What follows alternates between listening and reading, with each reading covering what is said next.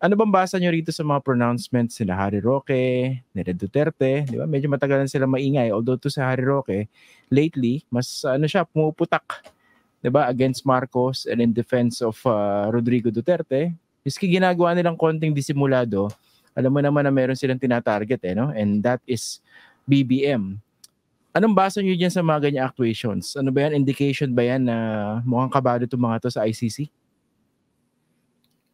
Definitely, no? Nakikita nyo yung ano na nararamdaman mo yung nervyos at nila dun sa mga pangyari.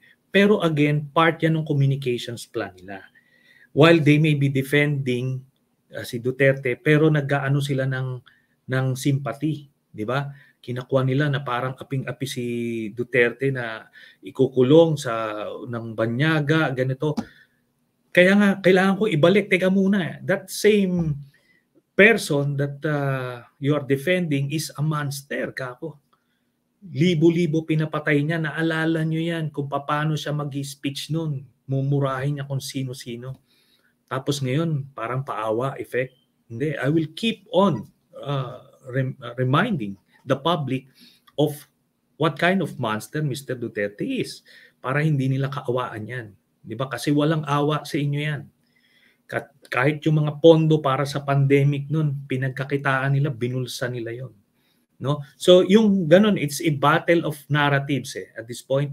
Sila ngayon gusto nilang i-draw out yung sympathy, ina-agitate nila iba't ibang ina-atake nila yung administrasyon. So kumbaga, ganun they're hoping na makuha nila yung simpatya ng taong bayan.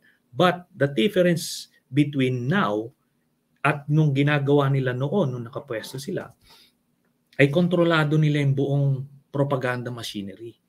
Noon talagang mainstream media, social media, talagang buong-buo. Kaya ang hirap namin makapag-penetrate sa taong bayan. Ngayon, wala na. No? SMNI na lang yung nila, may alanganin pa. Hinahabol pa, pinasuspend pa. O nga, bigla naging press freedom issue sa SMNI. Alam naman na napaka-partisan in favor of Duterte niyan. No? Ito si Senator Bato, kinakakitaan niyo ba ng kaba?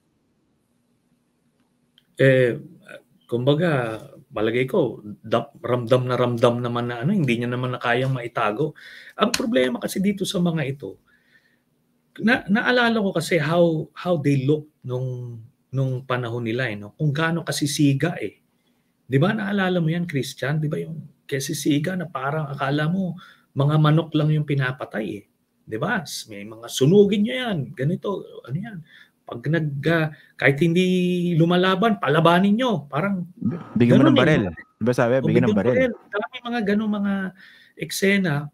Tapos ngayon, nanginginig kayo sa takot.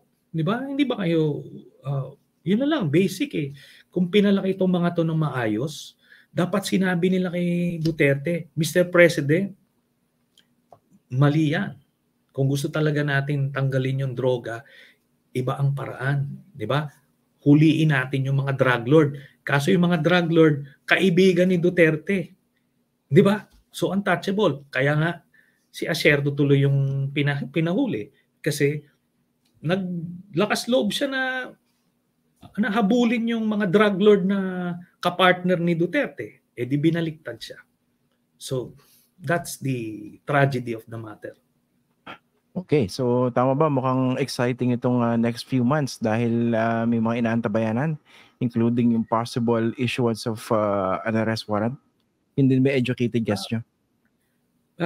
Yes, most definitely. Ang ating mga educated guess, baka second quarter mangyayari to. No? But these things, again, are not happening in a vacuum. Hindi natin expectin na itong Duterte camp ay hihiga na lang, susuko na lang. Hindi. Lumalaban sila. In fact, they have initiated yung kanilang destabilization plot. Nag-intensify yan during the last few weeks of December. They took advantage of the holidays to catch the Marcos administration off guard. So ito ngayon, yung agitation sa ranks ng military ano yan, sabi ko nga, hindi pwedeng i-underestimate yan. Hindi pwedeng sasabihin, hindi, mga ilang retired lang naman yan. Walang mga tao yan. Hindi. Kasi yan ay nakaka-influensya. In fact, they mirror sometimes the sentiments. Tapos ngayon, napansin ko, compared dun sa panahon namin nung sa Oakwood, ngayon, mas madali kasi yung agitation sa mga chat groups. They can get away with it, no? Naglalabas sila kahit na ano, mga fake news, mga ano. At maraming mga active na nagre-react negatively. Tapos nano-normalize nila, nakakalimutan nila that ano yan, technically they're already committing violations of the Articles of War, no? And speaking of Articles of War, maraming mga retired na hindi na siguro hindi alam or nakalimutan na kahit retired ka, na pensyonado ka, ay covered ka ng Articles of War, no? Nasa presidential ganun pala 'yon? Covered pa rin? Nasa Presidential Decree 1638 yan, no? Tignan nila yan. Covered sila. I think that's section 27 or 28. Covered ka doon. At pwede kang makasuhan ng Articles of War. At ang Articles of War, malupit yan, ha?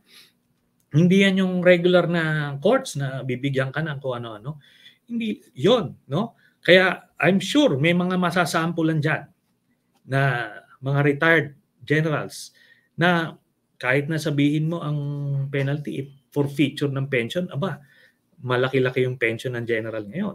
Di ba? So, yan yung mga nakapag-issue na ng statements, pasensya na lang kayo kasi prima facie evidence niyon.